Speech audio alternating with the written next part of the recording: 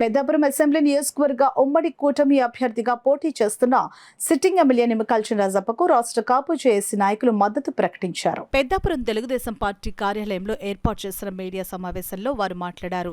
రాజప్ప విజయానికి కాపు, తెలగ, ఒంటరి, బలిజ నాయకులు కృషి చేయడం జరుగుతుందని అన్నారు.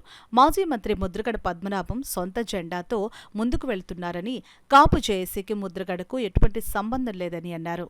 ఇది కేంద్ర పరిధిలోని అంశం నా చేతుల్లో లేదన్న జగన్మోహన్ రెడ్డి గారు దానికి ఈనాటి వరకు 5 సంవత్సరాలు సమాధానం చెప్పలేదు.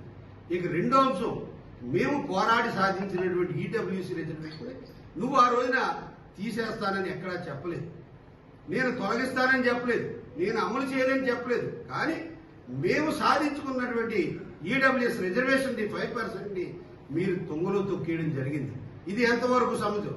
బీసీ రిజర్వేషన్ ఏమో లేదా ఈడబ్ల్యూసీ రిజర్వేషన్ కూడా నేను అమలు చేయాలని చెప్పుకుంటే ఈ జాతి ఏ రకంగా ఉన్నదో అప్పుడు ఆలోచించు.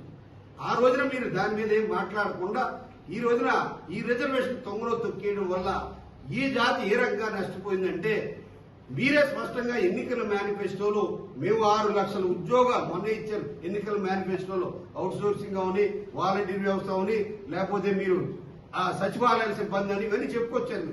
6 లక్షల ఉద్యోగాలు ఇచ్చామని చెప్తున్నారు. ఈ 6 లక్షల ఉద్యోగాల్లో 5% చొప్పున వేసుకుంటే 30,000 ఉద్యోగాలు మా జాతి నష్టపోయింది. ఇదే కాదు, మెడిసిన్ సీట్లు కోల్పోయారు, ఇంజనీరింగ్ సీట్లు కోల్పోయారు, విద్యార్థులు నష్టపోయారు, ఉపాధి కోల్పోయారు, ఉద్యోగాలు కోల్పోయారు, విద్యార్థులు సీట్లు కోల్పోయారు.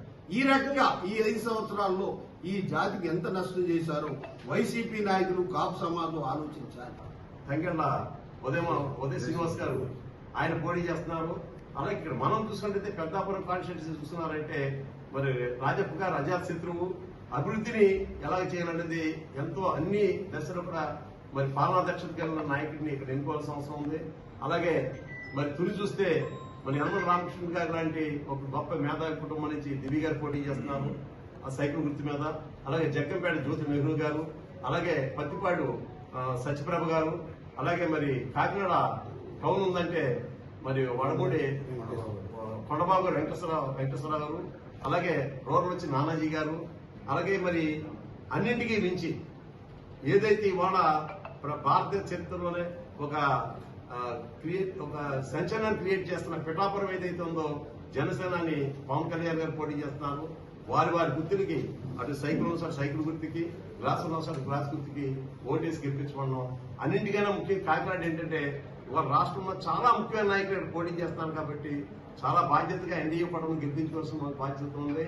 7 అసెంబ్లీ సీట్లు, మరి పార్లమెంట్ సీట్లు కూడా గెలిపించుకోవడానికి కేవలం కాపులకు సంబంధించిన విషయం కాదు ఇది. మేము కాపు చేసి తరఫున మీటింగ్ పెట్టినప్పుడు కూడా అన్ని కులాలకు కూడా మేము విజ్ఞప్తి చేస్తాం. ఎందుకంటే అన్ని కులాలు కూడా కులరహితంగా, మతరహితంగా, ప్రాంతరహితంగా, మరి వర్గరహితంగా, అన్నింటికి మించి పార్టీ రహితంగా కూడా ఈ రోజు ఎన్డీఏ ప్రభుత్వాన్ని గెలిపించమని చెప్పి అందరూ విజ్ఞప్తి చేస్తాం. చంద్రబాబు నాయుడు గారు ముఖ్యమంత్రిగా, మరి పవన్ కళ్యాణ్ గారు మద్దతుదారుడిగా, మరి నరేంద్ర మోడీ గారు ఈ ముగ్గురు నాయకత్వంలో కూడా తప్పకుండా రాబోయే కాలంలో మరి ల్యాండ్ టైటిలింగ్ యాక్ట్ వచ్చింది. మీ అందరూ తెలుసు, ప్రతిరోజు మనం మాట్లాడుకుంటూ ఉన్నాం. మొన్న కూడా ప్రెస్ మీట్ లో అన్ని దిక్కులో చెప్పాం. ఇది మా తాతగారు మా నాన్నగారికి భూమి ఇచ్చారు, మా నాన్నగారు నాకు ఇచ్చారు, నేను మా అబ్బాయికి ఇచ్చాను.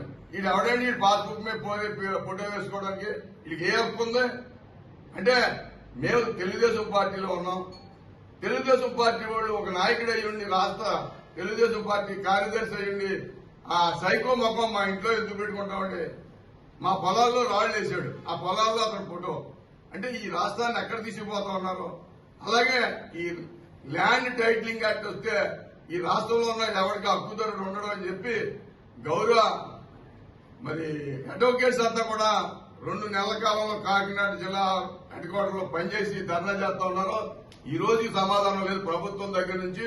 ఇవన్నీ కూడా ఒకటే కాదు, అన్ని రంగాల్లోని కూడా ఈ ప్రభుత్వాన్ని బంగాళాఖాతంలో కలపకపోతే ఏ కులానికి కానీ, ఏ మతానికి కానీ, ఏ వర్గానికి కానీ న్యాయం జరగదని చెప్పి సందర్భంగా తెలియజేస్తూ రాబోయే కాలంలో మంచి చక్కని పాలన చంద్రబాబు నాయుడు గారు, మోడీ గారు, అదేవిధంగా పవన్ కళ్యాణ్ గారు నాయకత్వంలో ఈ రాష్ట్రం మరి అన్ని రంగాల్లోనే అభివృద్ధి చెందుతుందని చెప్పి సందర్భంగా తెలియజేసుకుంటూ